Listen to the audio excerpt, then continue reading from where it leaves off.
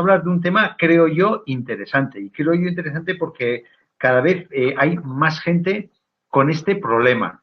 Y es un tema que es una enfermedad, que es la fibromialgia, es una enfermedad desconocida y escondida sobre todo, ¿no? Porque hoy mismo, precisamente esta misma tarde, me ha venido a consulta una fibromialgia, una señora con fibromialgia.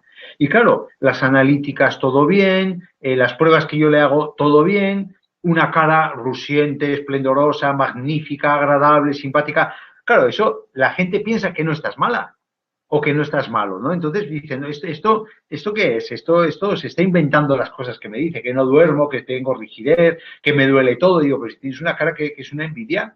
Claro, entonces esto, que es un error eso, entonces eso hace pensar a la gente, sobre todo nos ha hecho pensar durante muchos años a los médicos de que era una patología psicológica, de que no existía, pero es un error, es una patología que ya se están viendo por dónde va, ya se está viendo algunas de las posibles causas, se están empezando a ver marcadores, porque hasta ahora no había unos marcadores analíticos, es decir, no había unas proteínas en sangre que tú te haces una analítica de sangre y dices, mira, cuando te sale esto alto es que tienes una fibromialgia.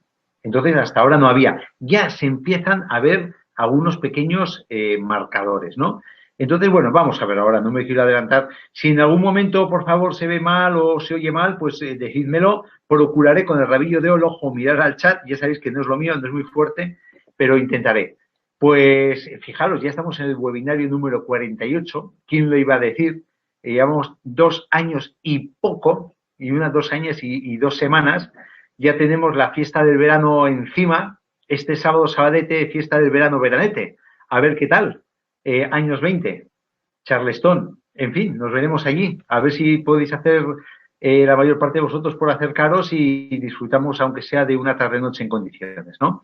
Pues lo que os comentaba, la fibromialgia. La fibromialgia es una enfermedad crónica que es de dolor músculo-esquelético, duelen los músculos y los huesos. Y sobre todo destaca porque hay una hiperalgesia, hay una hipersensibilidad al dolor. Las personas que tienen fibromialgia notan el dolor de una forma mucho mayor. Si, por ejemplo, una persona normal que no tenga fibromialgia, ojo, no significa que los que tengan fibromialgia sean anormales, disculpadme, sino una persona que no tenga fibromialgia se pega con el pie en la pata de la mesa, le duele sobre 10,5, pues a la persona que tiene fibromialgia le duele 10. Eso es una hiperalgesia. Y además afecta a múltiples áreas. No solo es un dolor y un aumento de sensación de dolor o un cansancio, sino que hay un montón de órganos, como ahora vamos a ver, que se pueden ver afectados. Y no hay alteraciones orgánicas definidas, lo que hemos dicho. No hay algo en concreto que se pueda identificar y que esas personas tengan ese algo y se asocie a la fibromialgia, desgraciadamente, ¿no? Desde el año 1992, la Organización Mundial de la Salud pues ya la considera como enfermedad. Y en fechas muy recientes incluso ha salido en medios de comunicación, ahora 3 semanas, que un juez ha dado una incapacidad total por una fibromialgia, que ya son pequeños pasitos que vamos avanzando, sobre todo las personas que padecen la enfermedad y las personas que creemos en la existencia de esa enfermedad, que realmente las enfermedades no hay que creer en ellas, sino que son o no son, ¿no? Epidemiológicamente, pues la padecen del 2 al 7% de la población. ¿Por qué ese abanico tan amplio? Porque hay muchísimas personas que tienen fibromialgia y no están diagnosticadas. ¿Por qué? Porque quien hace el diagnóstico es un médico. Y aún, desgraciadamente, hay muchos médicos que no están sensibilizados con respecto a la fibromialgia y piensan que es un cuento moruno y piensan que es un problema psicológico y piensan que es un problema inventado por la mujer mayormente o por el hombre en menor medida, ¿no? Pero el hecho de que, por ejemplo, en las personas de raza negra no se presente ya nos está diciendo algo. Y el hecho de que en las mujeres de 20 a 50 años es la mayor frecuencia de padecimiento de fibromialgia y frente a un varón que tiene fibromialgia, tienes 20 mujeres que padecen fibromialgia. Fijaros la proporción tan exagerada. Por eso muchas veces cuando hablo de fibromialgia digo que es una enfermedad femenina, porque tiene una población masivamente femenina que la padece, ¿no? En España, pues de momento se superan los 800.000 pacientes conocidos. Hay muchos más. ¿Por qué? Porque el 90% de las fibromialgias no están diagnosticadas. Se sabe que hay cierta predisposición familiar. Una persona que tenga a la abuela con fibromialgia, pues es posible que la madre tenga fibromialgia y es posible que tú acabes con fibromialgia, ¿no? Esa pequeña predisposición, pero cierta que hay un porcentaje un poquito más amplio de la herencia genética que hay de padecer, ¿no?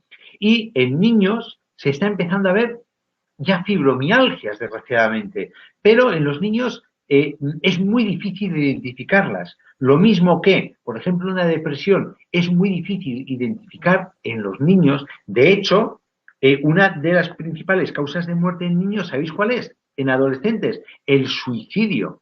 ¿Por qué? Porque tienen depresión y son depresiones que no se tratan y hay depresiones que te pueden llevar a un suicidio. ¿Y por qué no se diagnostican y se tratan en los adolescentes que puede hacer llegar a que se suiciden? Pues ¿por qué? Porque son difíciles de identificar, porque cursan con unos síntomas totalmente diferentes a los adultos, la mayor parte de las veces. Y en la fibromialgia ocurre lo mismo, son síntomas diferentes a los adultos, son muy difíciles de identificar, ya se están identificando, y una de las cosas que se asocia es una hiperlaxitud articular. ¿Qué significa eso? Hay niños que, por ejemplo, con el dedo pulgar son capaces de tocarse el antebrazo, que hay un exceso de laxitud de los ligamentos. Pues eso es uno de los síntomas que se asocia a la fibromialgia en los niños. No significa que todos los niños que tengan hiperlaxitud articular tengan fibromialgia, ojo, pero sí que coincide en cierto modo, ¿no? Luego, también deciros, con respecto a la fibromialgia, que los síntomas siempre se dice, o se ha dicho, que el paciente ha de aprender a vivir con los síntomas, o no necesariamente. ¿Por qué debe aprender a vivir el paciente con los síntomas? Podemos, desde el momento que empezamos a conocer ya la fibromialgia, podemos empezar a hacer nuestros pequeños pinitos terapéuticos, como ahora vamos a ver, y podemos tener pequeños cambios ya con respecto al dolor. Yo los tengo en mi consulta, cuando trato pacientes, pues cambios ya que, oye, duermo mejor, tengo menos rigidez, estoy más relajado, no tengo tanto dolor. Entonces, lo que está claro es que cuanto antes se identifique la patología y se trate, mejor responde. Una fibromialgia muy evolucionada cuesta más tiempo revertirla o al menos mejorar parcial o totalmente los síntomas. Desde luego hay que evitar el empeoramiento. ¿Qué síntomas tiene? Pues mira, ahora os pongo una pequeña descripción. La persona que lo padece, que he visto por aquí en el chat que alguna se ha identificado, pues no hace falta que lo diga, pero mirad, una fatiga, un cansancio, una astenia, un decaimiento, cansancio continuo, perpetuo. Te levantas cansado y te acuestas cansado, sobre todo cuando tienes crisis. Dolor crónico, que te duele todo. Te duelen hasta las cejas, te duele la musculatura, te duelen las articulaciones, te duele el casco de la cabeza, te duele el pelo, te duele todo. Trastornos del sueño, que muchas veces no se asocian, pero sí que efectivamente fibromialgia se asocia mucho a trastornos del sueño, o que me cuesta dormir. Esta señora que me ha venido esta tarde-noche me ha dicho, oye, pues yo me quedo a veces hasta las 4 de la mañana despierta y luego cuando duermo me despierto muchas veces durante la noche y cuando me despierto por la noche me cuesta otra vez coger el sueño, tengo que estar contando ovejitas, ¿no? Eso también se asocia de un anquilosamiento y de rigidez. Las personas se levantan por las mañanas rígidas, como si tuvieran una artrosis. Les cuesta desesperezarse porque le duelen las articulaciones, le duele la espalda, le duele la musculatura cuando se estiran. Suele cursar también con dolor de cabeza.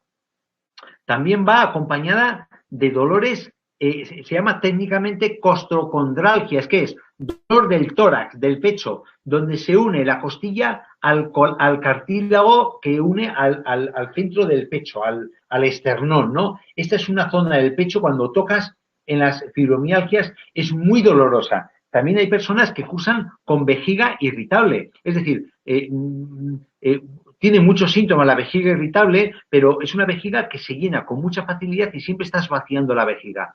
no tienes infección de orina, pero te molesta cuando haces pipí. Tienes sensación de escozor, sensación de quemazón cuando haces pipí sin tener infección de orina. Y ya te digo que no aguantas prácticamente que se te llene la vejiga. Estás cada 2 por 3 haciendo pipí, haciendo pipí. Y encima, cuando peor estás de ánimo, más pipí haces. Eso es una vejiga irritable. También hormigueos. Hormigueos sobre todo en las manos, en los dedos, en los brazos. Esas son las parestesias. Mareos, inestabilidad que incapacitan a las personas que tienen fibromialgia. Dolor abdominal inespecífico. No es un dolor que se asocia a dolor en el estómago porque me ha caído mala comida o dolor en el vientre porque voy a tener una diarrea. No, es un dolor sordo, que se mueve de un lado a otro, que parecen retortijones con menor intensidad, pero de una forma más continua. Alteraciones cognitivas, ¿qué es? Alteraciones a la hora de retener cosas, a la hora de evocar, de memorizar, de sacar lo que tienes metido en la cabeza. Dificultad de expresión, que te viene la idea pero tienes dificultad de hablarlo, sobre todo cuando estás en crisis, de decir la palabra que sabes que la tienes aquí y sabes lo que quieres decir. Todo eso va de la mano de la fibromialgia. Dolores en la ATM. ¿Qué es la ATM? Es la articulación temporomandibular. Es esta que tenemos aquí. La articulación de la boca, donde pivota, fijaros, donde pivota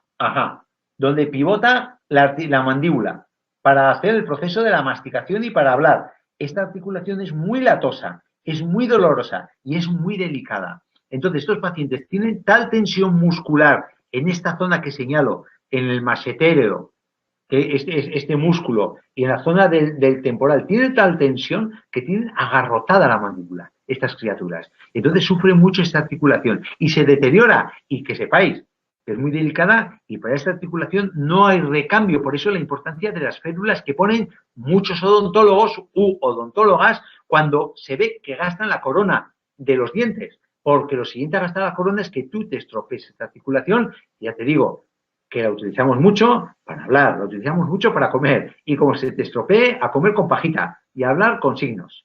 En fin, etiología, la causa. Aquí está el quid de la cuestión, ¿no? Porque el problema es que hasta ahora no se identifica una causa fehaciente, certera, que siempre que tengamos esa causa asociemos a la fibromialgia, ¿no? Pero ya hay unas pistas. Las últimas investigaciones nos están hablando, por ejemplo, de que hay una sensibilidad central. ¿Qué es esto?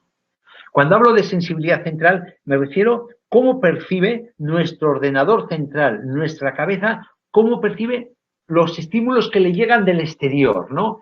Esa mayor excitabilidad del sistema nervioso central, esa modulación deficiente del dolor. Hay una alteración de los mecanismos de inhibición del dolor, pero aquí, en el cerebro, en la percepción. El problema de la percepción del dolor no está en la piel cuando tú rozas algo, está aquí, está en cómo lo sientes. Entonces hay se llama síndrome de sensibilización del sistema nervioso central. Es un gran síndrome que engloba un montón de trastornos, como por ejemplo el trastorno de la articulación temporomandibular. Es decir, las personas que les duele la articulación porque están siempre tensas con la musculatura temporal y el masetéreo muy tensa. La cefalea tensional, es decir, el dolor de cabeza por tensión muscular. Está también en este síndrome de sensibilización del sistema nervioso central, que es un síndrome nuevo, es un síndrome que se empieza a valorar y es un síndrome que ya os digo que se va a hablar mucho de aquí en adelante. También tenemos el síndrome de intestino irritable, que son personas que sin causa aparente pues tienen diarreas y alternan con estreñimientos porque el cuerpo se intenta equilibrar y cuando ya tienes mucha diarrea durante 4 o 5 días pues ya te has vaciado tanto, has perdido tanto líquido, tantos electrolitos que compensas haciendo un estreñimiento tremendo. Pero claro, tan malo es la diarrea como el estreñimiento. El síndrome de piernas inquietas está dentro de este concepto de síndrome de sensibilización central, donde está metida la fibromialgia. ¿Qué es esto? Son personas que se meten en la cama y no pueden parar las piernas. Y es que no pueden, aunque quieran, son conscientes que están moviendo las piernas y no pueden parar. Es verlo para creerlo. Por mucho que os lo diga, diré, claro, a una persona que no sufra esto o no conozca a nadie que tenga síndrome de piernas inquietas dirá, oye, pero pues deja de moverlas, pero sí deja, sí es como un tic. Es que no puedes dejar de mover las piernas. Pues eso está dentro de la familia de las fibromialgias, ¿eh? este tipo de patologías, para que veáis un poco la entidad de una fibromialgia. También tenemos el síndrome uretral femenino que hemos hablado. También los trastornos por estrés postraumático están dentro de este síndrome de hipersensibilidad central e incluso el síndrome de fatiga crónica. Claro, y todos estos síndromes, todos estos síntomas o patologías o entidades patológicas que están dentro del síndrome de sensibilización central, ¿por qué se producen? ¿Cuál es la causa? ¿Qué es lo que a nosotros nos va a permitir actuar sobre ellas? Pues parece ser que puede intervenir un depósito de toxinas en estructuras cerebrales y un intento de eliminarlas por parte del organismo, generando un estado inflamatorio leve de fondo. Es decir, parece ser que detrás de esto hay una leve neuroinflamación, una inflamación del tejido nervioso del sistema nervioso central, un acúmulo de toxinas. ¿De dónde viene ese acúmulo de toxinas? Pues ahora más adelante vamos a ver, pero ya tenéis muchos en mente por dónde viene este acúmulo de toxinas, o por lo que metemos por boca, o lo que pasa indebidamente a través del intestino. Ahora vamos a ver. Ahora, otra cosita que también podemos hablar que está alterada, el eje hipotálamo-hipófisis adrenal. Es decir, hay un eje, son las hormonas. Cuando hablo del eje neuroendocrino, ya sabéis que siempre me refiero, no hablamos del sistema nervioso o del sistema endocrino, sino que es una unidad funcional. Sistema nervioso y sistema endocrino. Por eso se llama eje neuroendocrino. Entonces están muy imbricados entre sí, tanto las hormonas con el sistema nervioso. Si tú alteras el sistema nervioso, se alteran las hormonas. Y alteras las hormonas, se va a alterar el sistema nervioso. Entonces hay un eje que influye, que es la hipófisis, el hipotálamo, que es esto que está dibujado aquí, que está en la base del cerebro y que afecta a la suprarrenal, que es una pequeña glandulita que está encima del riñón. Ese equilibrio está roto. Entonces se disminuye el cortisol. ¿Qué es el cortisol? Es una de las hormonas que nos mantiene con la actividad, que nos mantiene activos. Fijaros, cuando hay mucho estrés hay mucho cortisol. Entonces estas personas que están siempre cansadas, están decaídas, que no pueden con su alma, tienen poco cortisol. También disminuye la serotonina y el triptófano, que es el precursor de la serotonina. Entonces, claro, la serotonina, que hemos dicho muchas veces que es un neurotransmisor. ¿Cómo se llama? La hormona de la felicidad. ¿Por qué? Porque si hay niveles adecuados de serotonina en el sistema nervioso central, tendremos un estado de normalidad funcional, un estado de felicidad. Esto está constatado con estudios que en personas con fibromialgia hay disminución de cortisol, disminución de serotonina, disminución de triptófano y, ojo, aumento de sustancia P, que es la sustancia en el líquido cefalorraquídeo, el líquido que hay dentro del cerebro. La sustancia P, ¿qué es? Es la sustancia que se encarga de transmitir el dolor, con lo cual aumenta la transmisión del dolor en el sistema nervioso central. Entonces, claro, esto produce síntomas psicológicos. Evidentemente estamos hablando de que va a producir tristeza, vamos a producir cansancio por falta de cortisol. Entonces, claro, estos síntomas psicológicos a su vez influyen. Hay un círculo vicioso. Las hormonas generan unos síntomas neuroendocrinos y psicológicos y a la vez el malestar psicológico genera un desequilibrio hormonal. Eso también está constatado en las investigaciones, que sobre eso podemos actuar con nuestro consejo, podemos actuar con nuestros productos también, ¿no? Luego que tenemos una alteración de la microcirculación. Se ha constatado por estudios anatomopatológicos, es decir, en personas que sufren fibromialgia, cuando han fallecido, se ha analizado ese cerebro y se ha visto que hay una disminución de producción de óxido nítrico en una zona concreta del cerebro que se llama el tálamo. Pero claro, ¿qué pasa? Si produces poco óxido nítrico, se produce una vasoconstricción, es decir, las arterias se quedan estrechitas. El óxido nítrico en las arterias hace que las arterias se dilaten, que aumenten de tamaño las arterias. Entonces, si aumenta de tamaño, ¿qué pasa? Que llega más sangre concretamente a esa zona, que es la zona del tálamo, que está implicada, parece ser, en el tema de la fibromialgia. Entonces, si nosotros tenemos una disminución de la producción de óxido nítrico en las arterias, ¿por qué se produce? Lo hemos hablado muchas veces, por un exceso de radicales libres, un estrés oxidativo, o sea, un exceso de radicales libres en las arterias, hace que el endotelio vascular no produzca óxido nítrico y hace que disminuya la perfusión cerebral. Ya sabéis que nosotros podemos actuar con elementos antioxidantes para disminuir la alteración que tenemos sobre la disfunción endotelial por el exceso de radicales. Esa es otra de las cosas que se ha visto alterada en las personas con fibromialgia, que no significa que sean la causa, pero sí que están influyendo. Entonces, terapéuticamente o con el consejo de salud podemos ayudar en ese sentido también sobre otro de los pilares que se ve que están alterados.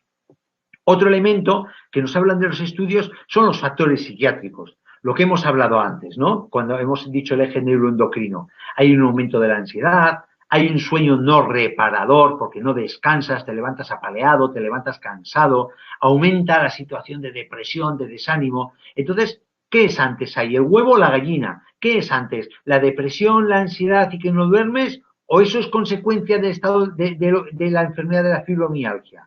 ¿O esa situación produce la fibromialgia? Igual no podemos hablar de que una cosa es antes que otra, sino que hay una comorbilidad, que una cosa te lleva a otra, pero sin que haya una causa, ninguna de las dos cosas está detrás de otra, sino que aparecen a la vez, que ambas están influyendo de forma igual en la aparición de esa fibromialgia. Es decir, sería interesante poder actuar sobre esos factores psiquiátricos, sería importante actuar sobre la ansiedad, sobre la depresión, ayudando a conciliar el sueño. Claro, con esto caemos, que es lo que se ha hecho tradicionalmente desde la medicina, caer en el riesgo de achacar como origen de la fibromialgia a un estado emocional alterado, exclusivamente. Es decir, tú como eres una histérica, tienes fibromialgia, pero así de veces, ¿eh? Y las que lo sufrís, que me estáis escuchando, lo podéis constatar. Entonces, se cae en ese riesgo. ¿Que hay unos factores psiquiátricos y factores emocionales de por medio? Sí, pero que hay una comorbilidad con la fibromialgia, que no es por nervios, el cajón de estrés de nervios. Otro elemento, el factor número 5, que nos habla los estudios. Sensibilidad al gluten no celíaca. ¿Qué es esto? Hay personas que no teniendo una celiaquía, que es una alergia brutal al gluten, que no pueden ni acercarse al gluten porque provocan diarreas, provocan vómitos, provocan desnutrición y te mueres. Si mantienes una ingesta de gluten en el tiempo, una persona alérgica, se muere. Pero puede haber otros grados de sensibilidad, es decir, no necesariamente una alergia, pero puede haber una intolerancia. Eso es lo que se llama técnicamente, según la medicina tradicional, una sensibilidad al gluten no celíaca, no alérgica. Sí que se aprecia mejoría en muchos pacientes cuando retiras el gluten de la dieta. ¿Qué significa esto? ¿Que el gluten está provocando la fibromialgia? No necesariamente. ¿Que está empeorando? Sí, necesariamente. ¿En todos los pacientes? No necesariamente. ¿En muchos de ellos? Sí, necesariamente. ¿Qué significa? Que una cosa que podemos aconsejar es retirar el gluten y ver si mejora la sintomatología. Porque científicamente se ha visto por estudios, no en todos los pacientes, pero sí que se aprecia mejoría en muchos pacientes cuando retiras el gluten de la dieta. El gluten en sí no es malo ni es bueno, el gluten es una proteína. Es una proteína. Entonces, como proteína no es mala ni buena, simplemente hay personas que pueden ser más sensibles al gluten y les cae mal. Lo mismo que tú puedes tener una sensibilidad a la lactosa y te cae mal porque no tienes lactasa para procesar la lactosa. O el gran problema que tenemos hoy en la alimentación, que la alimentación aporta cantidades de gluten ingentes. ¿Por qué? Porque el trigo que tenemos hoy en día, que se está comercializando, que se cría hoy en día en nuestros campos de cereales, es un trigo rico en gluten. Porque el gluten es muy panificable, porque genera un pan muy esponjoso, un pan que precisa poca actuación de la levadura para que fermente. Entonces, claro, esto, pues los trigos que tenemos es un porcentaje altísimo de gluten, entonces ya no es que sea malo, pero todo lo que hay en exceso es malo. Entonces, claro, estamos metiendo más gluten de la cuenta, entonces, claro, nuestro cuerpo, seas más o menos sensible, pues al final te cae mal. Entonces, eso ahí queda. Ahora vamos a hablar un poquito más del gluten, ¿eh? El sexto punto que he destacado en los procesos, en las investigaciones que he consultado, es que hay indicios de que hay un compromiso inflamatorio. O sea, ya se puede hablar de lo que he comentado antes, la neuroinflamación. Hay proteínas inflamatorias en el cuerpo de las personas que tienen fibromialgias. Por ejemplo, la Facultad de Medicina de la Universidad de Stanford ha identificado en el ser humano que tiene fibromialgia 17 biomarcadores inflamatorios, además que se correlacionan con la severidad de los síntomas en fibromialgia. ¿Qué significa? Cuando una persona tiene más marcadores inflamatorios, esa fibromialgia es más cañera, es más intensa, es más sintomática. Y cuando tiene menos proteínas inflamatorias de esas 17 identificadas, es más suave, es más fácil de llevar, cursa con menos síntomas. También se ha visto por estudios anatomopatológicos o estudios a través de resonancias y de escáneres cerebrales y de SPECT, es una técnica muy avanzada de diagnóstico en sistema nervioso central, que hay menos cantidad de materia blanca cerebral por una inflamación crónica. Eso es una constatación ya. Redundamos en el proceso inflamatorio. Acordaros el punto número 2 que hemos visto. Y hay un engrosamiento de la materia gris en la unión con la blanca, en la unión del lóbulo temporal frontal. Muy técnico, bueno, pero eso lo pongo para que sí, que efectivamente que se ha demostrado que anatómicamente hay una justificación para que haya una fibromialgia. Ya tenemos no solo marcadores inflamatorios, proteínas inflamatorias en sangre, sino que incluso estructuralmente hay una alteración en el tejido cerebral del sistema nervioso central. Entonces, que no os digan milongas que es un invento, que ya empezamos a detectar causas y procedemos a detectar alteraciones constatables. Séptimo apartado, síndrome de intestino permeable. Y esto os he hablado muchísimas veces. ¿De dónde viene ese exceso de toxicidad que se deposita en el sistema nervioso provocando una neuroinflamación debido a la respuesta de las defensas intentando eliminar esa toxicidad? Pues una posibilidad es de que vengan de una alteración de las uniones estrechas de las células del intestino. Hay un desequilibrio entre la microbiota y las células del intestino. Entonces, ese desequilibrio de la microbiota con las células del intestino genera una permeabilidad intestinal. Penetran elementos no deseados, bacterias, proteínas, elementos de desecho, que nos van a ocasionar esa reacción inflamatoria en el sistema nervioso central o en otros sitios, generando una reacción autoinmune, que lo hemos comentado y ahora lo vamos a ver. Pero no solo es eso, que entra mucha cosa que no debe entrar, sino que encima se alteran las proteínas que transportan los nutrientes por ese maldito estado inflamatorio intestinal y disminuye la absorción correcta de magnesio, de calcio, de nutrientes que necesita nuestro cerebro para funcionar y para no contraerse. Doble factor. Entonces, eso lo hemos hablado muchas veces, esa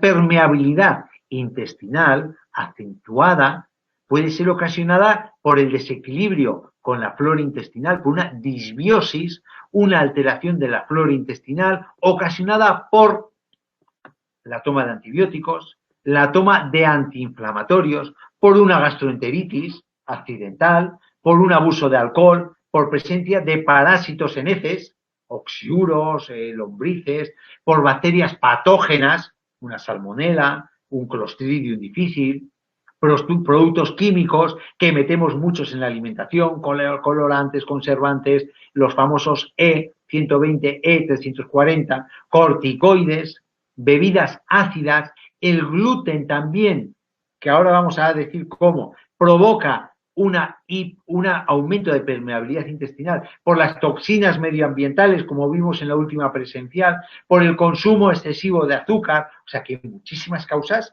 y muchas de ellas nosotros estamos sometidos a ellas y más las personas que tienen fibromialgia que pueden estar provocando esa permeabilidad intestinal. Lo del gluten que he comentado es porque el gluten tiene gliadina y la gliadina estimula una proteína en el intestino que se llama zonulina, que aumenta la apertura de los huecos en las células del intestino. Entonces eso penetra en elementos que no deben penetrar y al final acabas generando una acidificación de tu organismo. Entonces esto entroncaría con el exceso de acidez en nuestro organismo que provoca intoxicación, que provoca síntomas que nos pueden dar al traste con con un buen estado de salud. Pero, en definitiva, esa permeabilidad intestinal con una absorción indebida de elementos que nos van a intoxicar y nos van a acidificar por dentro, pues puede llegar a provocar enfermedades autoinmunes, como he dicho, como el Crohn, el lupus, la diabetes mellitus, la esclerosis múltiple, la artritis reumatoide, Parkinson, Alzheimer, síndrome de fatiga crónica, depresión, asmas, alergias, fibromialgias, etcétera, etcétera, etcétera. Importante que nosotros además podemos dar un buen consejo, como ahora vamos a ver, para esta alteración de la microbiota que va a hacer que proliferen bacterias muy patógenas para nuestro intestino. Os saco a colación, esto ha salido publicado hace 2 semanas, ha salido en una publicación médica, de estas que nos mandan los médicos a través de internet, que lo he extractado, que fijaos lo que dice, relacionan la fibromialgia con alteraciones en la flora intestinal. Hay un estudio de un equipo de científicos de Canadá que por primera vez ha relacionado la fibromialgia con una alteración concretamente ha medido 19 bacterias en el tracto intestinal y cuando esas bacterias están mal, pues había presencia de dolor, fatiga, dificultad cognitiva, alteraciones relacionadas con la fibromialgia. A menor número de bacterias mal, de cepas bacterianas mal, menor síntoma de fibromialgia. Y a mayor número de bacterias mal de esos 19 tipos estudiados, la fibromialgia era más sintomática, era más severa, era más incapacitante. O sea, fijaros lo que estamos hablando ya. Factores inflamatorios y factores de flora. Y insisto que este estudio está recién salido al mercado, que es un estudio publicado en la revista Pain de dolor, que está aún caliente este estudio. Luego, decir alguna cosita más, como que, por ejemplo, ya por último, a veces se está asociando una fibromialgia a situaciones después de una infección. Después de una infección por Epstein-Barr, después de una infección por citomegalovirus, después de una infección por una enfermedad de Lyme que transmiten las garrapatas. Esto ocasiona una respuesta inmune aberrante de nuestro cuerpo. Una respuesta inmune alterada, como si fuese una patología autoinmune. De hecho, la fibromialgia está recogida y catalogada como una enfermedad reumática, una enfermedad autoinmune. También se ha visto, ya por acabar, que la fibromialgia está asociada también a carencia de vitamina D.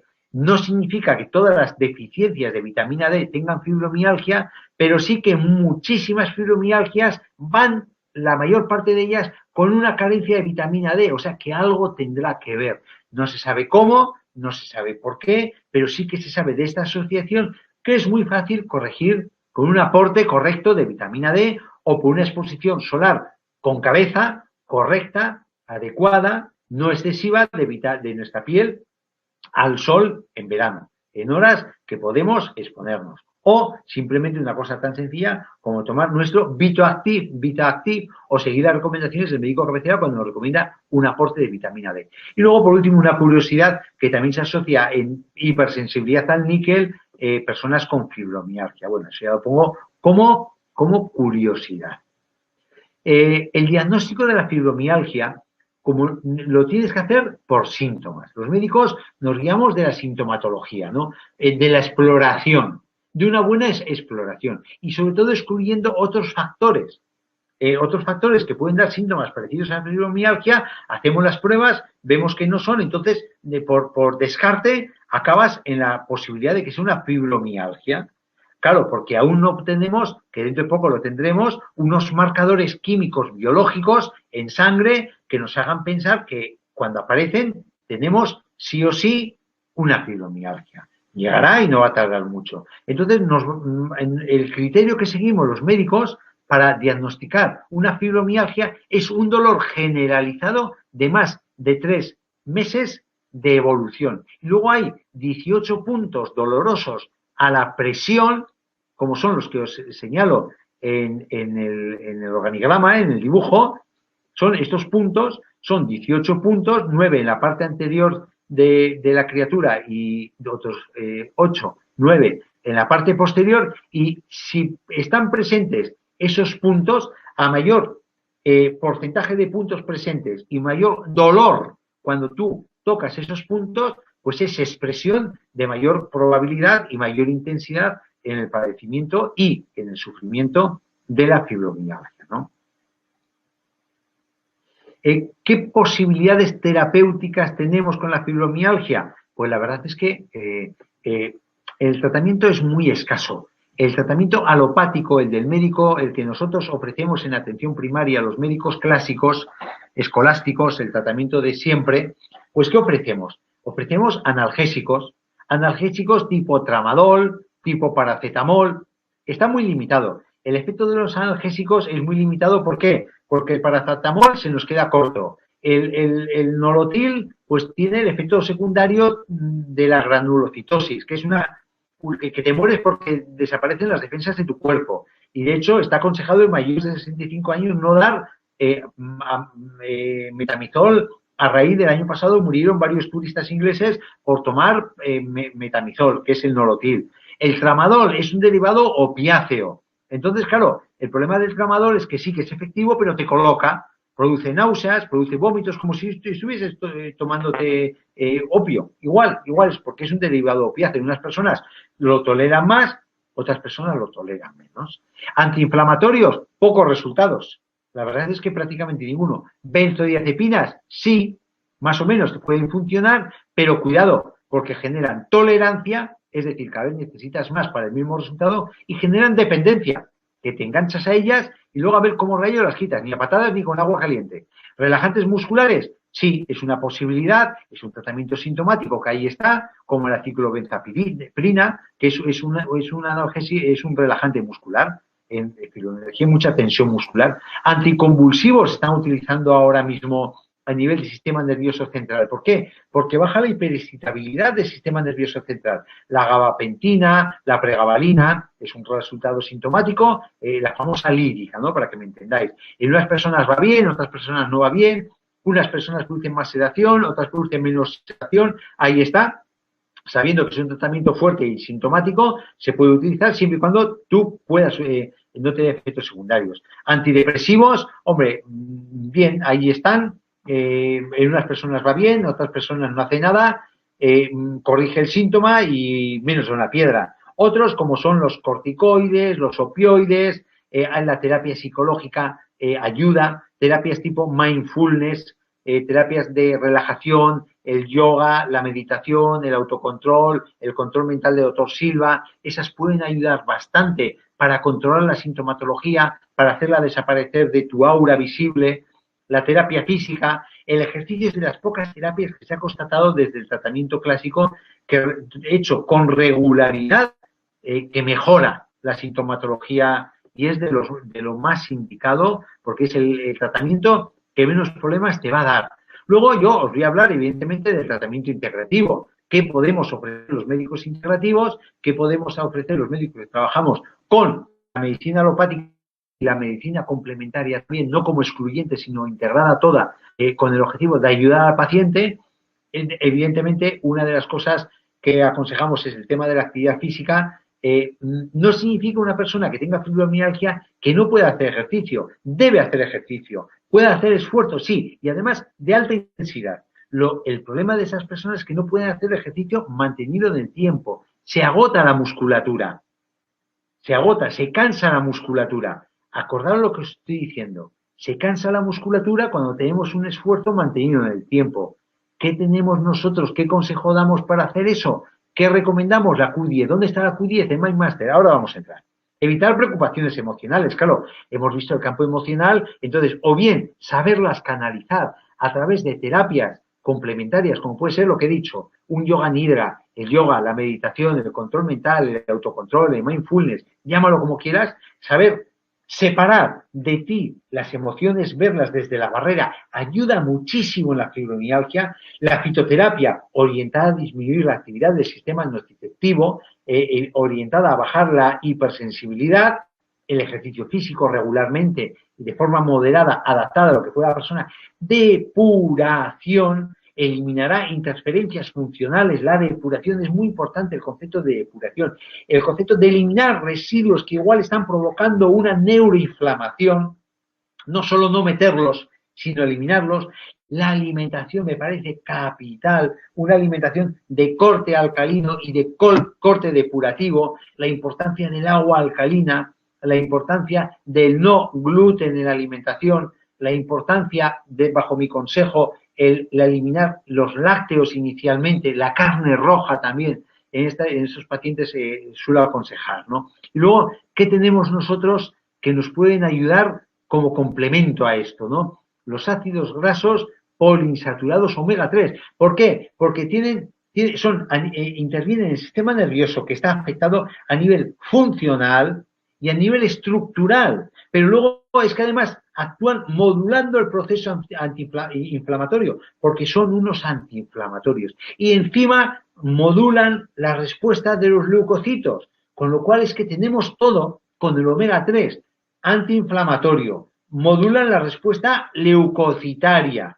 inflamatoria, actúan estructuralmente sobre el sistema nervioso y funcionalmente sobre el sistema nervioso. Ahora vamos a hablar más en detalle porque tenemos un omega 3 que no nos lo merecemos. El estímulo vascular, hemos dicho que había una disminución de aporte circulatorio porque había una falta de producción de óxido nítrico, porque había muchos radicales libres. Pues, ¿cómo lo vamos a neutralizar? Con antioxidantes. ¿Dónde tenemos antioxidantes? En Mindmaster y en aloe vera. Son dos elementos riquísimos en antioxidantes. Sobre todo, en este caso, el que más aconsejo es el aloe vera miel. El que pueda, y si no, aloe vera melocotón. También es importante regular la flora intestinal, por lo que hemos dicho, el equilibrio de la flora intestinal con el enterocito, con la célula del intestino. A tomar alimentos fermentados, tomar encurtidos, la importancia del kéfir, por ejemplo, el kéfir casero hecho por uno mismo, pero sobre todo, vamos a aportar el flora intestinal. ¿Qué podemos aportar? Nuestro Pro 12, una de las mejores formulaciones que tenemos en el mercado. 12 cepas estupendas, muy equilibradas y encima que con 1.000 millones de probióticos atravesamos la barrera del estómago, que es una barrera defensiva. ¿Por qué? Porque tiene un doble encapsulamiento, tiene una doble protección que nos ayuda a ese paso defensivo que tenemos en el estómago. Entonces, con menos cantidad de bacterias, vamos a conseguir el mismo efecto que otras personas con 10.000 millones de probióticos. Y encima tiene prebiótico, que es el abono que necesitan los probióticos para que cuando caigan en el intestino arraiguen y echen raíces.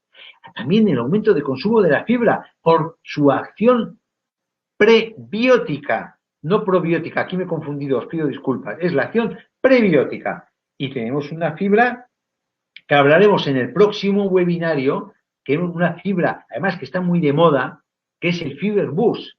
Como hablaremos del estreñimiento, hablaremos a fondo del Pro 12 y del Fiber Boost. Y luego, por último, vamos a alcalinizar, vamos a depurar, vamos a neutralizar la acidez. ¿Con qué? Con el Pro Balance. Porque el Pro Balance, ya sabéis que tenemos un arma terapéutica, un arma de consejo sanitario fantástica. El Pro Balance es un preparado que tiene bicarbonato sódico, que actúa sobre las enfermedades autoinmunes, bicarbonato cálcico, carbonato magnesio, citrato de potasio, citrato magnesio y citrato cálcico, gluconato de cobre, cloruro de cromo y molitato de sodio, que tiene cada uno una acción específica en nuestro organismo. El magnesio, por ejemplo, ¿en qué actúa? En la salud de los huesos, en enfermedades circulatorias, en la depresión, en el asma, en el síndrome premenstrual, en la fibromialgia actúa el magnesio, en el dolor de la fibromialgia, reduciendo la fatiga producida por el síndrome de fatiga crónica o la fatiga producida por la fibromialgia. También tenemos en la composición del Pro Balance el calcio, que actúa no solo sobre la salud de los huesos, sino también sobre los calambres que tienen las personas con fibromialgia, mejora la cicatrización, actúa sobre la actividad mental y sobre el metabolismo, disminuye la probabilidad de cáncer de colon, actúa sobre la hipertensión, actúa sobre las enfermedades circulatorias, permitiendo una correcta coagulación de la sangre. ¿Qué más tenemos? El potasio. El potasio es un elemento diurético, evita la retención de líquidos, baja la tensión arterial, mejora el ritmo del corazón, actúa sobre la salud del corazón. Es un relajante muscular también para las fibromialgias. Y no es solo eso, sino que también evita las osteoporosis y actúa previniendo la formación de piedras en el riñón. Otro elemento que tenemos también en su composición es el sodio, que actúa sobre el metabolismo celular, en la transmisión del impulso nervioso, que es importante en las fibromialgias, y en la función de la musculatura, importante en las fibromialgias. Otro elemento, el cobre, no solo trata la anemia y actúa previniendo la osteoporosis porque estimula la formación del colágeno, sino que también actúa en la formación de la mielina, un elemento muy importante en el sistema nervioso, tanto central como periférico, y actúa sobre la salud de la piel. Y ya concluyendo, tiene cromo, que es un gran anticoagulante y actúa optimizando el aprovechamiento de la energía en las fibromialgias, y tiene molibdeno, que el molibdeno actúa en el metabolismo del hidrato de carbono, grasa y proteínas, optimizando la obtención de energía y también previniendo las caries. Entonces tenemos doble beneficio. Tenemos un beneficio del ProBalance porque nos está alcalinizando nuestro organismo, está depurando, está neutralizando acidez, que la acidez entorpece todas las funciones, no solo ya cuando hablamos del sistema nervioso, sino todas las funciones del organismo, y encima por el aporte mineral extra que supone el tomar 4 comprimidos a la mañana, 4 comprimidos al mediodía y 4 comprimidos a la noche. Otro elemento que podemos recomendar en las fibromialgias es el omega 3, que hemos dicho que íbamos a hablar en detalle. ¿Por qué? Porque merece la pena hablar en detalle. Primero, por la calidad de nuestro omega 3, porque es un omega 3 que procede de la caballa, sardina y atún, pero silvestres, no de piscifactorías criados con porquerías. No tiene ingeniería genética lo que nosotros utilizamos, los peces que utilizamos.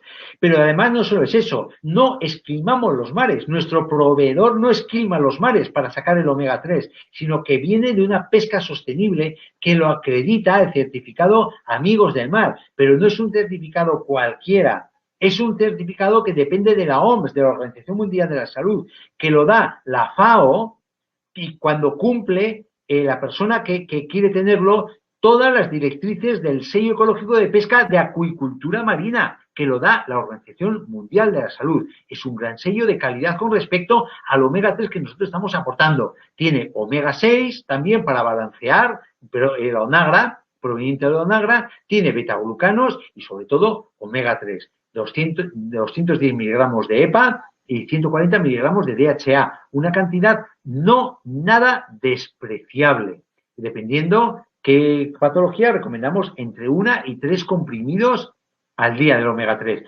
Ya sabéis, hemos hablado muchas veces y quiero incidir un poquito porque últimamente no hemos hablado de eso, que las propiedades del omega 3 son inmensas. Disminuye el riesgo de enfermedades cardiovasculares, previene la formación de trombos, mejora el tono vascular, disminuye el colesterol, disminuye los triglicéridos, disminuye la tensión arterial, regula el ritmo del corazón, es un antiarrítmico como la vitamina E, es un antiinflamatorio que actúa sobre la agregación plaquetaria, mantiene la flexibilidad de las membranas celulares, de las arterias y de todas las células del cuerpo y, por supuesto, lo he dejado para el final, favorece la acción sobre el sistema nervioso, aumenta la concentración, mejora la depresión, mejora el estado de ánimo. Tiene una actuación directa sobre los trastornos de hiperactividad infantil y también actúa sobre el sistema autoinmune y disminuye la inflamación cuando hay una patología autoinmune o una patología inflamatoria como la que sospechamos que tenemos detrás de la neuroinflamación debido al depósito de residuos tóxicos que pueden llegar a penetrar a través de una permeabilidad intestinal en nuestro organismo, ¿no? También tiene betaglucanos, lo digo como curiosidad porque es importante que para la función del sistema inmunitario, un efecto prebiótico, función antioxidante, función inmunomoduladora. ¿Y qué otros elementos nosotros podemos recomendar a nuestros allegados o socios que tienen problemas de fibromialgia? El Vitactil. El Vitactil son vitaminas de origen natural. Las vitaminas se extraen del vegetal con su matriz en la cual va inserta. Eso es lo que significa de origen natural, que tiene oligoelementos, cofactores, enzimas, minerales, que favorecen su asimilación y su acción en el organismo. Y vuelvo a incidir en eso cuando hablamos de que el Vitactiv no aporta energía, sino que las vitaminas que aporta el Vitactiv son necesarias para aprovechar los elementos constructivos y energéticos suministrados por la alimentación. Es decir, nosotros, por mucho que tomemos proteínas, no vamos a construir células si no tenemos vitaminas. Y por mucho que tomemos lípidos, grasas e hidratos de carbono, no vamos a sacar energía de los lípidos ni los hidratos de carbono si no tenemos el nivel de vitaminas adecuado para sacar y que nos suministren energía para nuestras funciones orgánicas. Y precisamente las fibromialgias están carentes de energía. No tienen, insisto, no aportan energía, no tienen funciones plásticas, pero las células los usan como precursores de coenzimas, integran los procesos enzimáticos para sacar energías. Entonces hace falta cantidades pequeñas, pero de calidad, que normalmente con una alimentación variada y equilibrada debería ser suficiente para aportar, pero desgraciadamente no llevamos una alimentación variada y equilibrada, entonces es necesario a veces hacer un aporte extra y más en situaciones como una fibromialgia, sobre todo de vitaminas naturales que tengan su matriz natural, como antes os he dicho, que tengan mayor asimilabilidad, mayor biodisponibilidad, que se absorban mejor y con menor dosis tengamos una sinergia de todos los nutrientes que aportan en esa matriz celular, que no tiene nada que ver con las vitaminas sintéticas que el organismo ha de utilizar su propia reserva para hacerlas activas. La vitamina A proviene del gas acetilo, la vitamina B del carbón de la hulla. O sea, eso es como un motor sin coche. ¿De qué nos vale tener un Ferrari si no tiene motor? No nos vale de nada. Es la cáscara de la vitamina. Y luego usan nuestros nutrientes para ser activas, con lo cual puede llegar a ser hasta perjudicial. De hecho, hay muchos estudios que hablan de las vitaminas que perjudican, pero son estudios que se utilizan vitaminas sintéticas, no vitaminas que se extraen con su matriz natural, que no tienen nada que ver. ¿De dónde vienen estas vitaminas? Son las nuestras. Es un concentrado de uvas, de frutas y de verduras. De 20 frutas y hortalizas diferentes. Ahí tenéis las 20. Uva roja, moras, fresas, melocotones, albaricoque, frangüesa, tomates, endrinas. Me preguntaba esta misma tarde, un poquito antes de empezar el webinario, una buena amiga y socia, decir, oye, ¿y qué lleva? ¿Qué lleva? Claro, que es importante saber lo que lleva porque igual tienes personas que tienen alergia a la fresa. Igual tienes que evitarlo. Normalmente no lleva fresa porque la alergia a la fresa no es por la vitamina que lleva la fresa. Pero sí que es cierto que puede llevar algunos oligoelementos o algunos coenzimas que tiene la fresa que pueden dar a esa persona alergia. ¿Cómo lo podemos probar? Muy sencillo. Primero cogemos un poquito de Vitactiv, lo ponemos en la mano. Si no hay una reacción de enrojecimiento, de picor y de inflamación, ponemos un poquito en el lado interno del carrillo de la boca. Y si no hay una reacción inflamatoria, esa persona posiblemente lo tolerará, aunque tenga alergia a las fresas. Pero siempre es mejor probar poco a poco, si no quiere prescindir de tomarlo, evidentemente. Las cantidades son cantidades que necesita nuestro organismo, recomendadas por la salud al 100%. Ya digo, que no son cantidades cañón, pero ¿por qué? Porque son con su matriz natural y es como si damos una sintética 20 veces más. Entonces, con menos cantidad tenemos mayor efectividad biológica y química en nuestro organismo con lo que hace esa vitamina en nuestro cuerpo, porque en conjunto ayudan a mejorar la actitud mental, mejorando la capacidad de aprendizaje, la vitamina B1, ayuda en la síntesis de neurotransmisores, la vitamina B3, reducen la sensación de fatiga y cansancio con la vitamina B3 y la B9, que es el ácido fólico, mejora la capacidad corporal para soportar el estrés, la vitamina B5, participan en la síntesis de serotonina, que las fibromialgias tienen poca serotonina, tanto la vitamina B6 como el ácido fólico, regulan y facilitan el sueño, la vitamina B6, que esto, estamos describiendo una fibromialgia, rayos, normalizan la función del sistema nervioso por la B8, son básicas para la salud mental y emocional, el ácido fólico, son antioxidantes y son neuroprotectoras. ¿Qué más podemos pedir para un complemento para la fibromialgia? Si estamos tocando todos los palos de la fibromialgia, aparte que luego tiene otras funciones. Las vitaminas que aportamos un buen complejo de vitamina B con el Vitacip, una buena vitamina E y una buena vitamina D, aparte de eso tiene otro montón de funciones orgánicas, las vitaminas, aparte de las que he extractado, que son las que ayudan a la fibromialgia. Y por último ya creo que acabamos, sí, y eso es lo último que tengo. Hablamos del MindMaster, hombre, no, lo he dejado para el final, porque es un cañón. Porque para fibromialgia, yo es lo primero que recomendaría es el MindMaster en infusión intravenosa, a chorro. Vamos, en vena el MindMaster. Eso es la composición que tiene. Aloe vera, por supuesto, no puede ser de otra forma, porque somos un laboratorio que tenemos el mejor aloe vera del mercado certificado por los 4 costados. Tenemos coenzima Q10 como energetizante, vitamina B, que ya hemos dicho, metabolismo energético y función nerviosa, la vitamina E como antioxidante y antirradicales libres, la carnitina como energetizante, y luego, si es el verde, tenemos el té verde con su epigalocatequina y su teína como antioxidante, y luego, si es el rojo, tenemos el resveratrol de la uva también como antioxidante, ¿no? ¿Cómo funciona esto en la fibromialgia? Muy sencillo. Actúa sobre la mitocondria. La mitocondria es la fuente de energía. La mitocondria es el órgano que hay dentro de las células, que es donde se produce toda la energía del cuerpo. Esa energía se llama ATP. ATP es adenosin trifosfato, es la energía que produce nuestro cuerpo, lo que mueve el motor, ¿no? Y entonces, muchas veces, esa mitocondria está mal porque tiene un exceso de radicales libres y generan una disfunción mitocondrial. Generan que la mitocondria funcione al 50%, que no produce energía. Entonces, si quitamos esos radicales libres, si neutralizamos esos radicales libres, si eliminamos o ayudamos a que se deplecionen esos radicales libres, estamos optimizando el rendimiento energético de la mitocondria. Por eso, rayos, tenemos la coenzima Q10, la vitamina B y tenemos la carnitina que actúan a este nivel en el organismo. Y son fundamentales para la fibromialgia. Por eso digo, el Vitacip es la reina del aporte en la fibromialgia. Normaliza el metabolismo energético, normaliza la función del sistema nervioso, normaliza la función psíquica, disminuye el cansancio y la fatiga, normaliza la función cognitiva, protege las células del estrés oxidativo. ¿Qué más podemos pedir para una fibromialgia? ¿Qué más podemos pedir?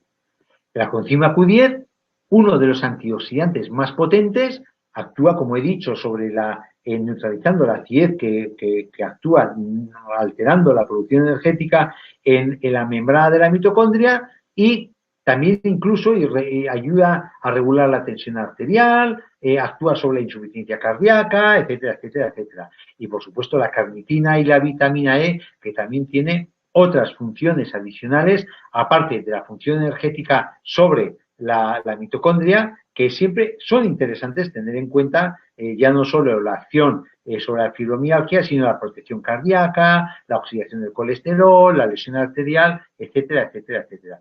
Pues esto es todo lo que tenía para comentaros hoy.